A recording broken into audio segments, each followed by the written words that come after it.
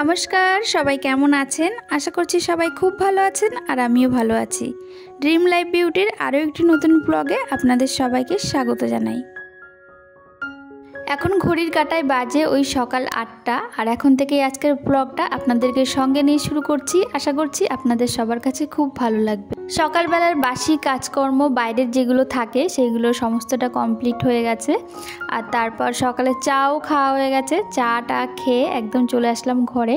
বাইরের বাসি কাজকর্ম কমপ্লিট হলেও ঘরের কিন্তু বাসি কাজ এখনও পড়ে আছে। যেমন আমার ঘরের বিছানা তোলা, ঘর ঝাড় দেওয়া, ডাইনিং সমস্তটাই ঝাড় দেওয়া বাকি রয়েছে।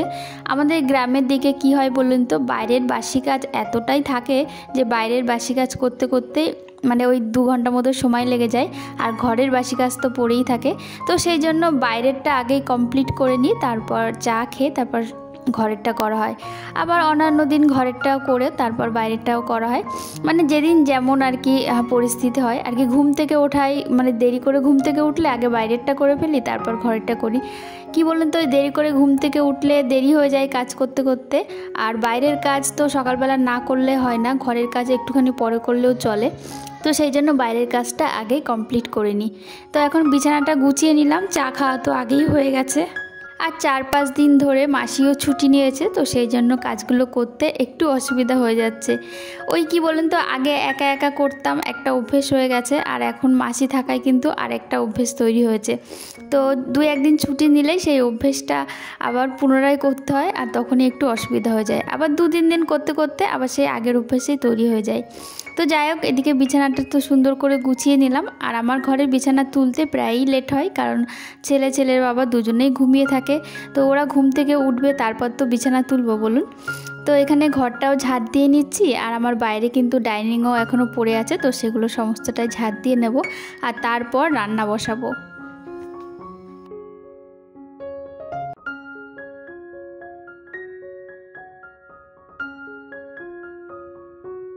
আজকের যে ব্লগটা আপনারা দেখছেন এটা কিন্তু বেশ কিছুদিন আগেকার, মানে ভিডিও করাই ছিল, এডিটিং করে আর উঠতে পারিনি, আর সেই জন্য আপনাদের কাছে শেয়ার করতেও পারিনি।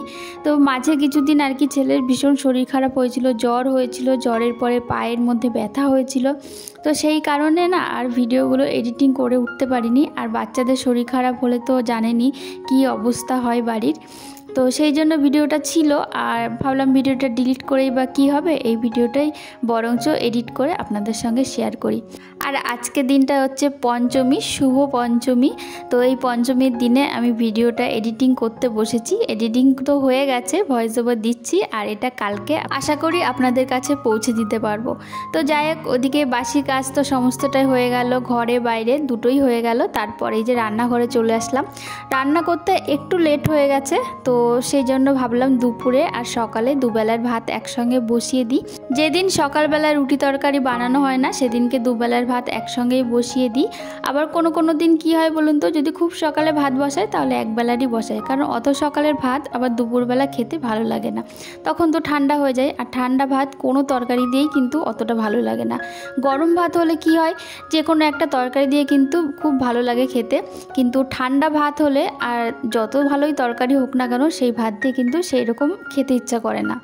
তো যাই হোক, এদিকে ভাতটা তো আমার হয়ে গেছে, আর আজকে দুপুরবেলা ডিম রান্না করব। তো সেই জন্য ডিমটা একবারে সেদ্ধ বসিয়ে দিয়েছি, কারণ কি বলুন তো, ওই একটা ডিম ছেলেকে আবার খাওয়াবো সকালবেলা, তো দুপুরে রান্না যখন করব তো একসাথেই সমস্ত ডিমগুলো সেদ্ধ করে নিলাম। তো ডিম তো ওখানে সেদ্ধ হয়ে গেছে। আর সকালের জন্য ওই যে উচ্ছে আলু ভাতে দিয়েছি, তো সেই উচ্ছে আলু মাখার জন্য 2টো শুকনো লঙ্কা ভেজে নিলাম। কাঁচা লঙ্কা দিয়ে উচ্ছে আলু সেদ্ধ মাখা করলে খুব একটা ভালো লাগে না, তো আমার তো কাঁচা লঙ্কা দিয়ে বেশ ভালোই লাগে, কিন্তু বাড়ির অন্যান্য সবাই কাঁচা লঙ্কা দিয়ে খেতে চায় না, তো সেই জন্য শুকনো লঙ্কা দিয়েই আর কি মাখাবো। আর এদিকে ভেন্ডি ভাজা করছি, ভেন্ডির মধ্যে একটা আলু দিয়েছি। আলু দিয়ে ভেন্ডি ভাজা করলে বেশ ভালো লাগে খেতে। শুধু ভেন্ডি ভাজা করলে কেমন যেন একটা খাড় টাইপের লাগে, তো সেই জন্য আমরা সব সময় আর কি যখনই ভেন্ডি ভাজা করি এর মধ্যে আলু একটা পেঁয়াজ তো দিই, তবে আজকে পেঁয়াজ দিইনি, শুধু আলু দিয়েছি।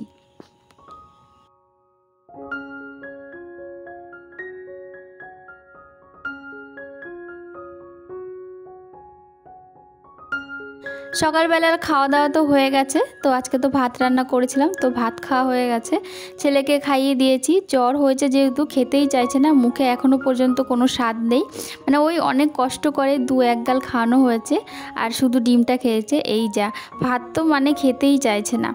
তো ওকে খাইয়ে তারপর আমরা সবাই খেয়ে নিয়েছি। খেয়ে এই যে অল্প কয়েকটা বাসন হয়েছে, তো এই বাসনগুলো এখন মেজে নিচ্ছি। মাসি যেহেতু নেই তো সেহেতু আমাকে এগুলো করতে হচ্ছে, আর মাসি থাকলে এগুলো করে ফেলে, আমার কাজ একটু তাড়াতাড়ি হয়ে যায়। তো যাই হোক, চলুন বাসনগুলো আগে মেজে নিই।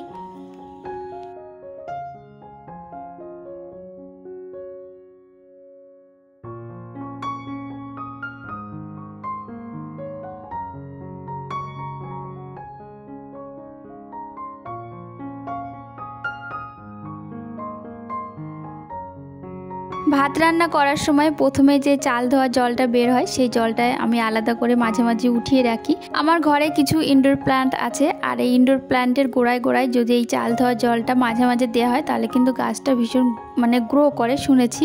তো সেই জন্য আমি মাঝে মাঝে যখনই আর কি জল দেওয়ার প্রয়োজন হয় তখনই আমি চাল ধোয়া জলটা দিই। আর এই যে মানি প্ল্যান্টটা আপনারা দেখছেন, এটা কিন্তু আমাদের পাশে একটা ছোটো মতো বাগান আছে, সেই বাগান থেকে উঠিয়ে এনে এই টবে লাগিয়েছি। আর এত সুন্দর হয়েছে, মানে অনেকগুলো কেটে কেটে এনেছিলাম, একসঙ্গে লাগিয়েছি, বেশ ঝাঁকড়া টাইপের হয়েছে আর দেখতেও কিন্তু ভীষণ ভালো লাগছে। তো সমস্ত জলটা একটু একটু করে আর কি দিয়ে দিলাম। আর এই যে ঘড়ির কাঁটায় এখন বাজে 12:30, এখন আবার যাব দুপুরে রান্না করতে।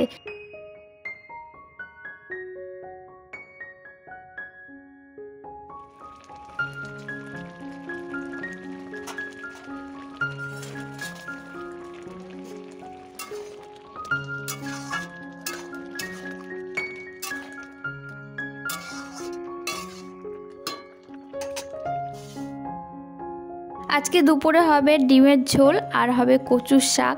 মানে কচুর শাক আমাদের বাড়িতে কয়েকদিন পর পরই মানে খাওয়া হচ্ছে, আর কচুর শাক আমাদের বাড়িতে সবাই ভীষণ পছন্দ করে। ইলিশ মাছের মাথা হলে তো কোনো কথাই নেই, তবে নিরামিষভাবে রান্না করলেও সবাই ভীষণ ভালো পছন্দ করে। আর আজকে কচুর শাকটা নিরামিষভাবেই রান্না করব, কোনো ইলিশ মাছের মাথা বা কোনো কিছু নেই। তো যাই হোক, নিরামিষভাবেই রান্না করব, আর নিরামিষভাবে খেতেও কিন্তু ভীষণ ভালো লাগে। কচুর শাকে মানে অনেক নাকি ভিটামিন থাকে, অনেক উপকার খাওয়া। তো আমাদের গ্রামের বাড়ি বলতে আমার বাপের বাড়ির ওদিকে তো কত হয়ে থাকে, কেউ তো নিয়ে সেরকম একটা খায় না, তবে এখানে সমস্ত মানে কচুর শাক বলো আর এমনি শাক বলো কিনেই খেতে হয়। তো এই কচুর শাকটাও কেনাই, আমাদের বাড়িতেও আছে, তবে যেহেতু বৃষ্টি হয়েছিল আর জল বেঁধে আছে তো ওর মধ্যে এখন যাওয়া যায় না, তবে যখন আর কি শুকনো থাকে তখন কিন্তু তুলে এনে আমরা খাই। আর এই যে কচুর শাকটা দেখছেন এটা হচ্ছে মানে কেনাই। আমার মনে হয় বেশিরভাগ লোকেই কচু শাক ভীষণ পছন্দ করে, তবে খায় না ওটা কাটার ভয়তে। আর কচু শাক কাটতে গেলে 2 হাত পুরো কালো হয়ে যায়, আর অনেক সময় হাতগুলো চুলকায়, মানে ধোয়ার সময় বিশেষ করে হাত চুলকায়। তো সেই ভয়তেই কিন্তু অনেকে কচু শাক খায় না। আবার বাজারে দেখেছি কিনে আর কি প্যাকেটে করে বিক্রি হয়, তবে যেটুকু করে প্যাকেটের মধ্যে থাকে ওইটুকু কচু শাক দিয়ে আমাদের বাড়িতে কিছুই হবে না। যে কচু শাকটা সেদ্ধ করেছি সেই কচু শাকটা কিন্তু এই যে এত বড় কড়াইতে 2 বার করে দিয়ে সেদ্ধ করেছি। মানে এত কচু শাক আমাদের বাড়িতে মানে কাটা হয়, রান্না করা হয়, তবুও মানে সবার মানে হয় না, এরকম একটা ব্যাপার, সবাই এত পছন্দ করে। তো যাই হোক, আজকেও কিন্তু কচু শাক যখন সেদ্ধ করেছি একবারে হয়নি, মানে একবার কড়াইতে দিয়েছি, এক কড়াই ভরে ভরে সেদ্ধ হয়ে একটুখানি কমেছে, তারপর আরেকবার দিয়ে পুরোটা সেদ্ধ করে ওইটুকু হয়েছে। আর কচু শাক কী বলো তো, দেখতে অনেক লাগে কিন্তু সেদ্ধ করার পরে না অল্প একটু হয়ে যায়। তো যাই হোক, এদিকে আমার ডিমের ঝোল হয়ে গেছে, একদম সাদামাটা ডিমের ঝোল আলু দিয়ে, যেরকমটা আর কি প্রতিবার করা হয়। আর এদিকে কচু শাকটা বসিয়ে দিয়েছি, ফোড়নে দিয়েছি 5 ফোড়ন, তেজপাতা আর বেশ খানিকটা আদার গন্ধটাই কিন্তু কচু শাকে ভালো লাগে। তো আমার মাকে দেখেছি আবার রসুন দিয়ে রান্না করতে, তবে সেটাও ভীষণ ভালো লাগে, আর এই বাড়িতে আদা দিয়েই রান্না করে। তো আমিও সেরকম মতো আদা দিয়েই রান্না করছি। আর এর মধ্যে এই যে খুব ভালো করে কিন্তু জল ঝরিয়ে নিয়েছি, কারণ জল থাকলে কচু শাক রান্না করতে মানে 1 ঘন্টা সময় লেগে যাবে, তবুও মানে জল টানবে না। আর জলটা খুব ভালো করে একদম চেপে ঝরিয়ে নিতে হবে, তাহলে কিন্তু খুব জোর ওই 20 থেকে 25 মিনিটেই কচু শাক রান্না হয়ে যাবে। তো আমিও একদম ভালো করে জল ঝরিয়ে নিয়েছি, নিয়ে যে হলুদ দিয়ে দিলাম, আগেই তো লবণ দিয়েছি, লবণটা এখন আর দেবো না, পরে চেক করে তারপর লবণ দিয়ে দেবো। তো এদিকে রান্না বান্না কমপ্লিট হয়ে গেছে, এবার রান্নাঘর পরিষ্কার করার পালা। আর গ্যাসের উনুনটা যেহেতু গরম তো সেহেতু কাপড় দিয়ে ধরলাম। আর এখন গ্যাসটা খুব ভালো করে পরিষ্কার করে যে কয়েকটা বাসন হয়েছে সমস্ত বাসনপত্র মেজে ঘষে যাব স্নান করতে। শুধু রান্না করলেই তো হয় না, রান্নার ঘর গ্যাস সমস্তটা মেজে ঘষে পরিষ্কার করেও রাখতে হয়, আর সেটা করতেও কিন্তু অনেকটা সময় লাগে। তো চলুন, এই যে আমার গ্যাস সুন্দর করে মোছা হয়ে গেছে, আর এবার রান্নাঘরটা পরিষ্কার করে স্নান করতে যাই। আর আজকের ব্লগটা এখানেই শেষ করছি। আজকের ব্লগটা আপনাদের কাছে কেমন লাগলো অবশ্যই জানাবেন।